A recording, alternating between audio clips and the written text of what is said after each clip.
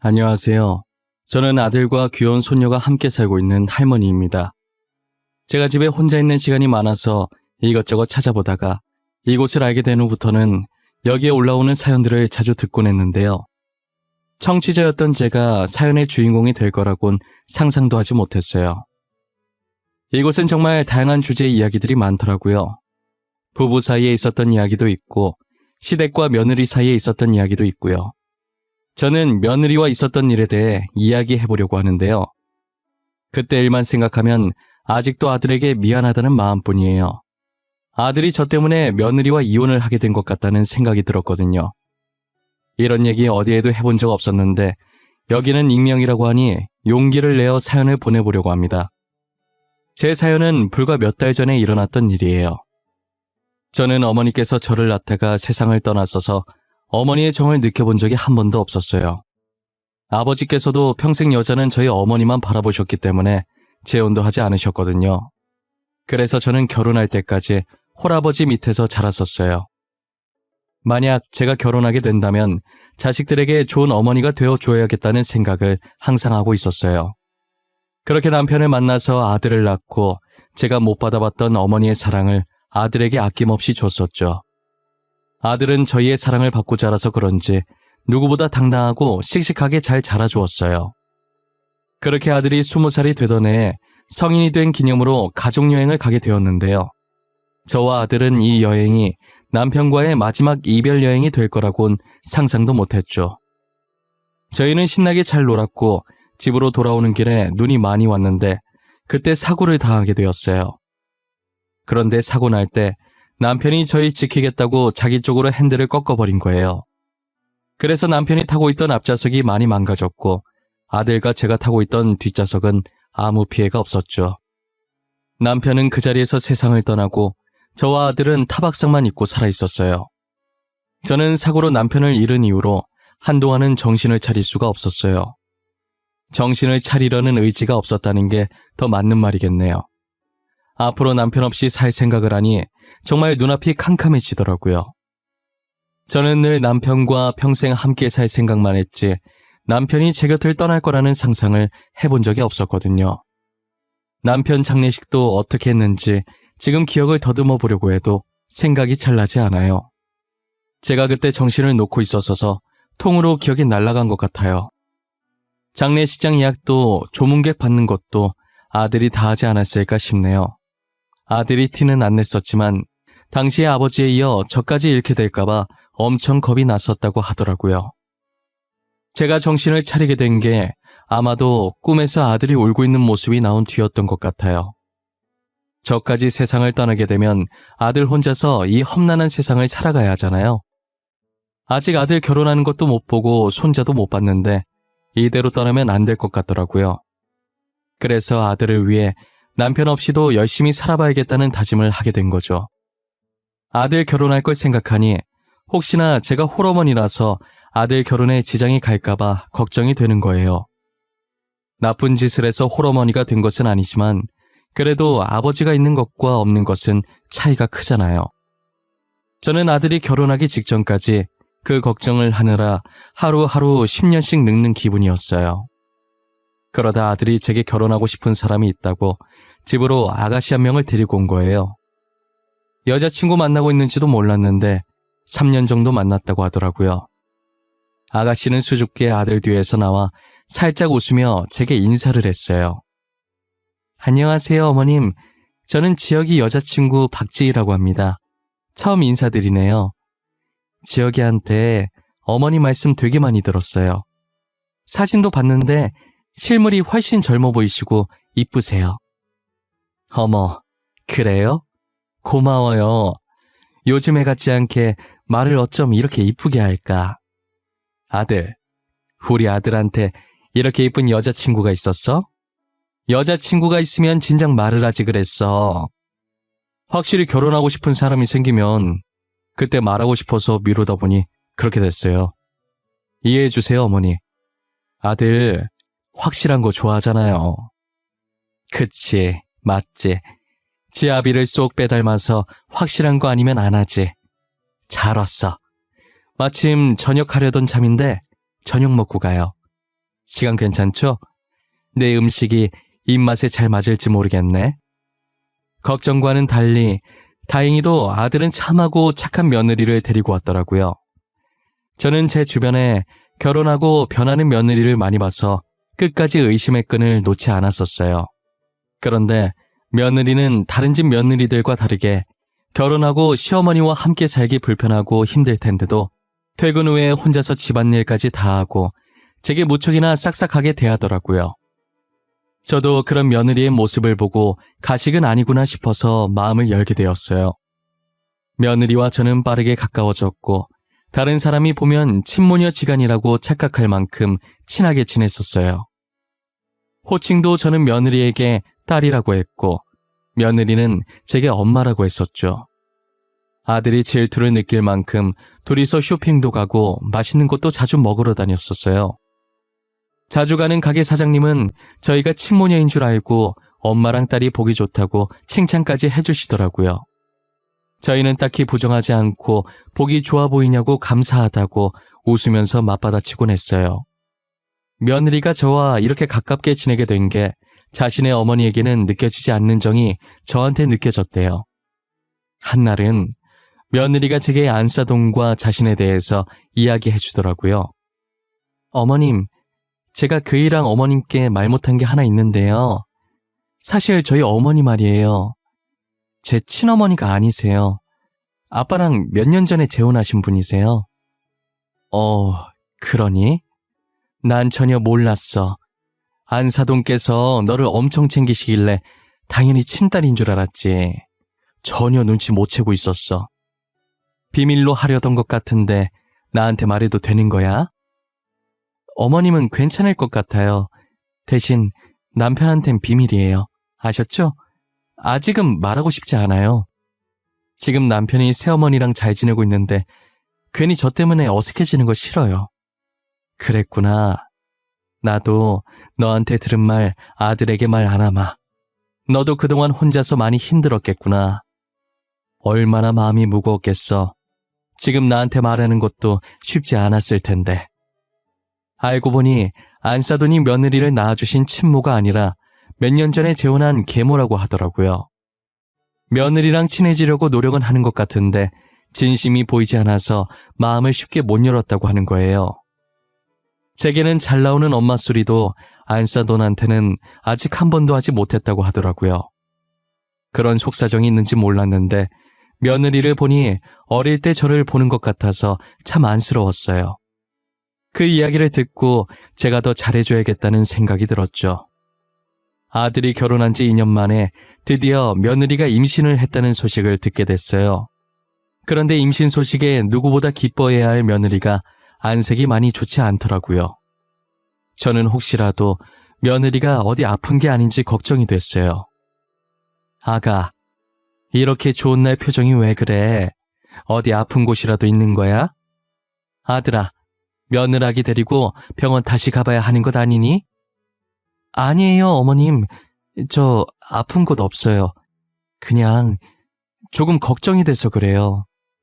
뱃속의 아가가 아들이 아니면 어쩌나 싶은 생각이 들어서 미리부터 걱정이 되네요. 난 또 뭐라고. 아들이든 딸이든 뭐가 중요해. 성별이 어떻든 똑같이 내 핏줄인걸. 나는 그런 거 안 따지는데 설마 너가 아들, 딸 따지고 그러니? 아휴, 그런 거 아니에요. 혹시나 어머님께서 아들 원하고 계실까봐 그런 거였어요. 사실 저는 딸을 더 낳고 싶었거든요.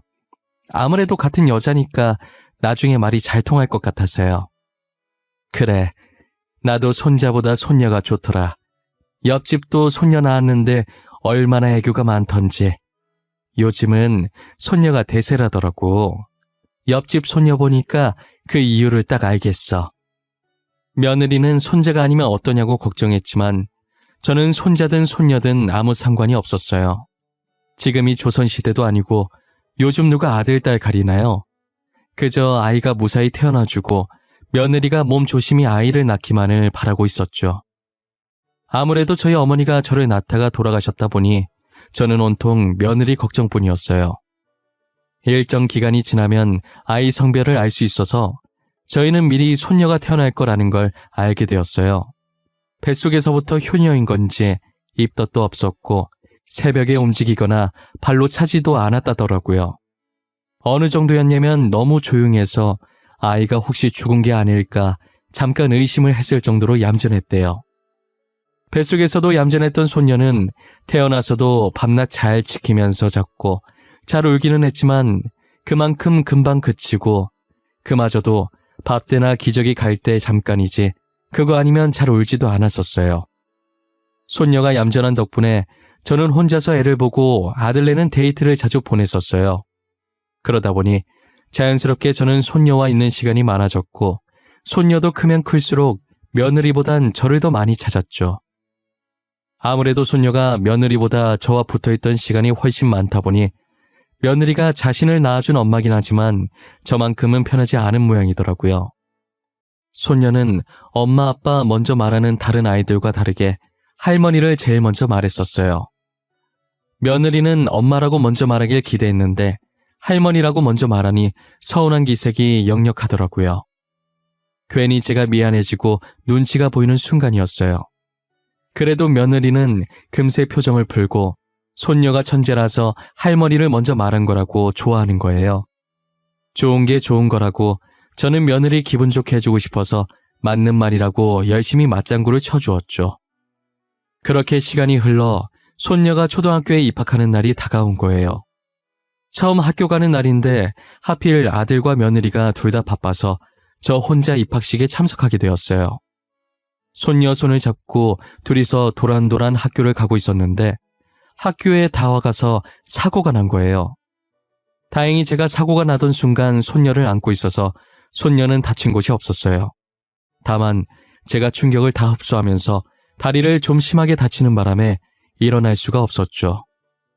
병원에서는 생각보다 심하게 다쳐서 앞으로는 두 발로 걷지 못할 거라고 하더라고요. 결국 저는 남은 인생을 휠체어에 앉아서 지내야 하는 신세가 되었죠. 입원을 하면서 재활치료를 해보긴 했지만 제가 나이가 있어서 그런지 몸이 마음처럼 움직여지지가 않아서 결코 쉽지 않더라고요. 어차피 살 만큼 살았기 때문에 두 발로 다니는 건 포기를 하려고 했어요. 그런데 손녀가 학교 마치고 병실로 찾아와서 제 손을 꼭 잡고 말을 하더라고요. 할머니, 나 구해주다가 이렇게 아픈 거지. 내가 안 아프게 호해줄게. 나는 할머니 없으면 못 살아. 그러니까 앞으로는 아프지 마. 나랑 평생 살아야 돼. 알았지? 그래. 내가 이렇게 이쁜 손녀딸 두고 어떻게 아파? 아파도 참고 우리 손녀랑 오래오래 살아야지. 할머니 금방 나을 거니까 걱정하지 말고 엄마 아빠 말 잘 듣고 학교도 잘 다녀야 한다. 응, 나 학교 잘 다녀. 친구도 대빵 많이 사귀었어. 걱정하지 마. 다리 다 나으면 우리 같이 놀러 다니자. 할머니랑 놀러 다니는 게 세상에서 제일 좋아. 그럴까? 우리 강아지 때문에 빨리 나아야겠네. 할머니 열심히 치료받고 얼른 나을게. 할머니 다리 괜찮아지면 손잡고 소풍 갈까? 가고 싶은 곳 있으면 생각해놔. 저는 손녀의 한마디 말에 다시 힘을 내보기로 했어요. 그런데 며느리가 점점 저를 대하는 태도가 변하기 시작하는 거예요. 처음엔 병간호를 잘해주는 것 같다가도 얼마 지나지 않아 저를 돌봐줄 간병인을 고용했더라고요.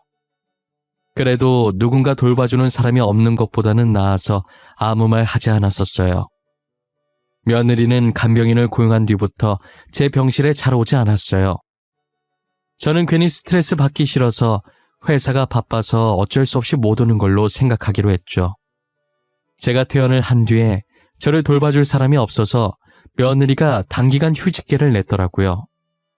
어디서부터 잘못된 건지는 몰라도 며느리는 저를 없는 사람 취급하기 시작했어요. 가족들이 없을 땐 밥도 안 차려줘서 저는 점심을 늘 굶었다고 생각하면 돼요. 배고파도 제가 일어나서 요리를 할 수 없는 노릇이니 참고 있을 수밖에 없었죠. 며느리가 밥 안 차려주는 건 약과였어요. 밥이야 점심 잠깐 참고 아들 퇴근하면 같이 저녁을 먹을 수 있는 거니까 괜찮았는데 저를 전염병 환자 취급하면서 손녀가 제 옆으로 오려고 하면 못 가게 막더라고요. 밥 안 주는 것보다 손녀 가까이 못 가게 하는 게 더 서러웠어요. 손녀는 영문도 모른 채 저한테 오겠다고 떼쓰고 며느리는 막고 있고 난리였죠. 저희 아들은 아무것도 모르고 제가 가뜩이나 다리 다쳐서 속상한데 손녀 때문에 더 힘들까봐 제 눈치를 보면서 손녀를 안고 방 안으로 들어가더라고요. 그런 생활이 계속되다 보니 정말 한동안은 서러움의 연속이었던 것 같아요. 저는 손녀를 구하다가 다친 것뿐인데 뭘 그렇게 잘못한 건지 모르겠고 자기 자식 지켜줘서 감사하다는 소리는 못할 망정 저러고 있으니 너무 서운했죠. 며느리한테 감사하다는 말 들으려고 손녀를 구한 것은 아니었지만 사람 대우를 안 하니 너무 화가 났어요. 처음부터 그런 사람이었다면 원래 그런 사람이니까 싶어서 아무 생각이 안 들 텐데 남이 봐도 친모녀 같은 사이로 지내다 한순간에 저렇게 돌변하니 저만 미칠 지경이더라고요. 그렇다고 이 사실을 아들에게 말해봤자 괜히 부부싸움만 날 것 같아서 말을 하지도 못했죠.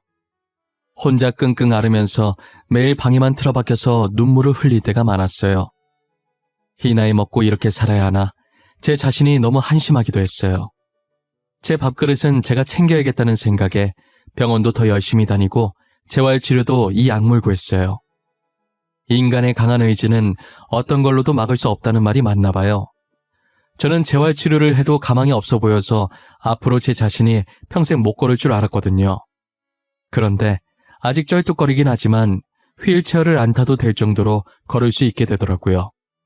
조금만 더 하면 괜찮아질 것 같은 희망이 보였었죠. 손녀와 함께 놀러 다닐 생각에 벌써부터 들떠 있었죠. 절뚝거리며 걸을 순 있어도 오래 서 있지는 못해서 요리할 정도는 아니었어요. 그래서 한날은 저녁이 너무 길게 느껴지고 그날따라 배도 엄청 고픈 거예요. 저는 배고픔을 잊어보려고 낮잠을 자고 있었는데 제가 자는 사이 손녀가 학교를 마치고 집에 일찍 와 있었나 봐요. 자고 일어났더니 손녀와 며느리가 이야기를 하고 있는 소리가 들리더라고요. 그런데 늘 조곤조곤하던 손녀가 평상시와 다르게 되게 큰 소리로 따지고 있는 듯이 말하고 있는 거예요. 점점 커지는 손녀 목소리에 무슨 일인가 싶어서 나가봤더니 며느리랑 손녀가 싸우고 있더라고요. 엄마는 어른이 돼서 왜 그렇게 이야기해? 내가 친구들한테 엄마 얘기하고 다니면 좋겠어? 엄마도 내가 그러고 다니면 기분 나쁠 거 아니야. 안 그래? 그렇다고 엄마 팔을 그렇게 세게 꼬집어? 그건 어디서 배워먹은 버릇이야.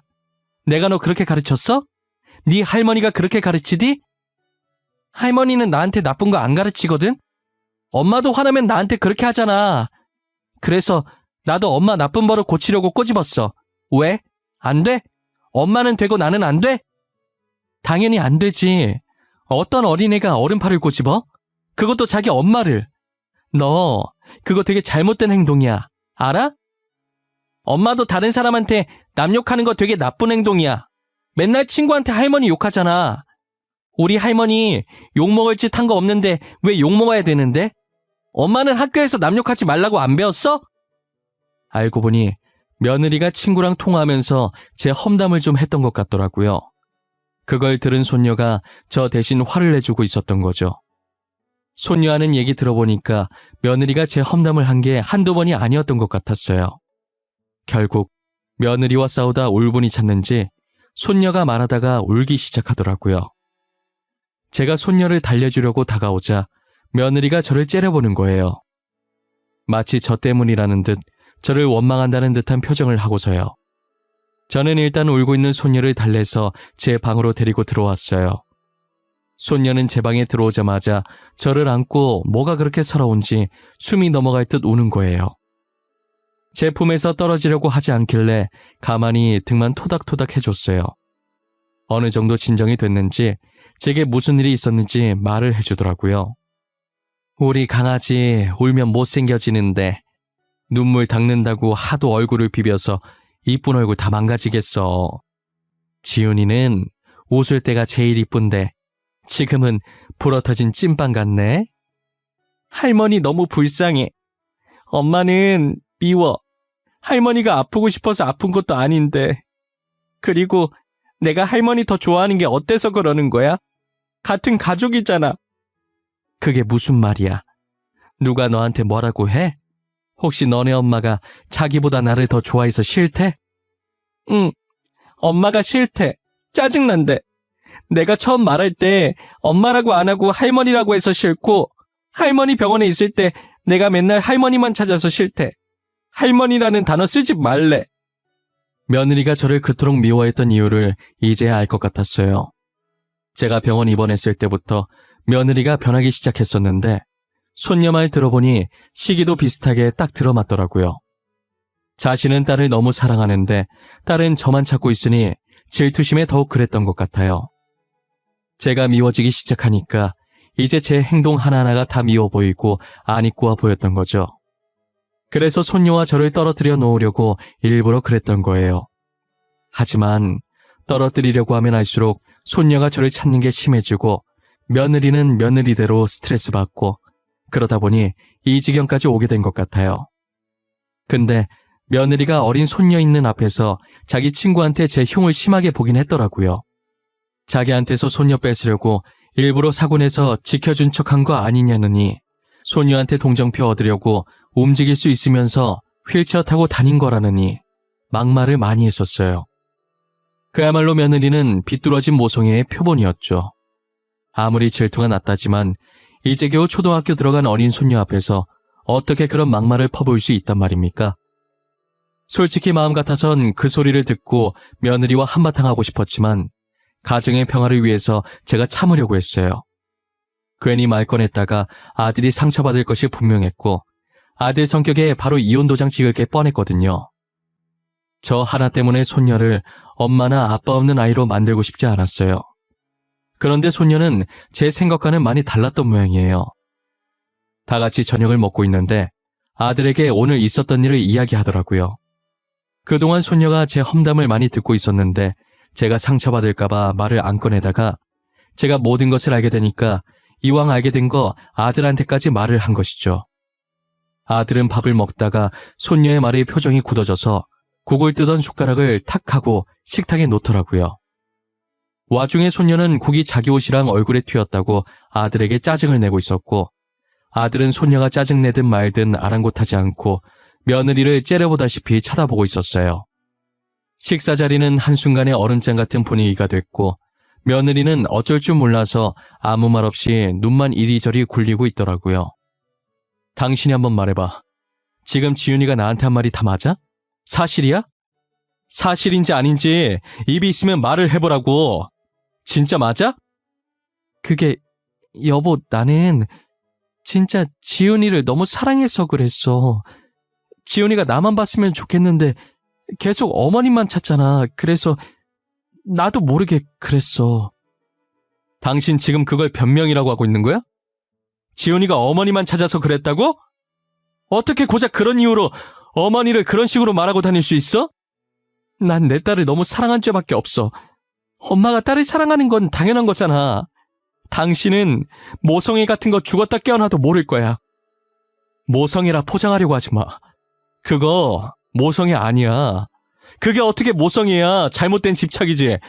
당신이 하는 거 집착이라고. 아니나 다를까 아들 부부는 저와 손녀가 보는 앞에서 부부싸움을 하게 되었고, 아들은 무섭게 며느리를 쏘아붙이기 시작하더라고요. 며느리는 곧 죽어도 제게 미안하다는 말을 하지 않았고 자신이 한 행동을 모성애라고 치부하더라고요. 결국 아들의 입에선 이혼이라는 단어까지 나오게 됐죠. 그만하자. 나는 어머니랑 따로 살 마음도 없고 너도 어머니한테 미안한 마음이 전혀 없는 것 같아 보이니까 더 이상 이렇게 같이 살 수는 없을 것 같네. 이혼해 우리. 이혼하자고? 싫어. 내가 왜 이혼을 해? 나 당신도 지훈이도 너무 사랑해. 우리 분가만 하면 다시 예전처럼 행복해질 수 있어. 그런데 이혼을 왜 해? 미안한데 지훈이도 어머니 많이 좋아하고 나도 분가할 마음이 전혀 없어. 그러니 어머니께 사과를 하던지 이혼을 하던지 둘 중에 선택을 해. 내가 잘못한 게 없는데 어머니한테 왜 사과를 해? 내가 대놓고 어머니한테 막말한 적도 없잖아. 내가 뭘 그렇게 잘못했는데? 대놓고 한 말이 아니면 잘못 아니라는 거야? 그럼 나도 다른 사람한테 당신 욕하고 다녀도 돼? 당신이랑 똑같이 그렇게 행동하고 다녀도 되냐고. 아니잖아. 당신도 내가 그러면 기분 나쁘잖아. 며느리가 반성할 마음이 전혀 없어 보이자 아들은 한숨을 쉬더니 고개를 좌우로 흔들더라고요. 아들은 며느리가 제게 사과 한마디만 했어도 이혼까지는 안 하려고 했을 거예요. 끝까지 사과를 안 하려고 하니 이혼밖에 답이 없다는 생각을 한 거죠.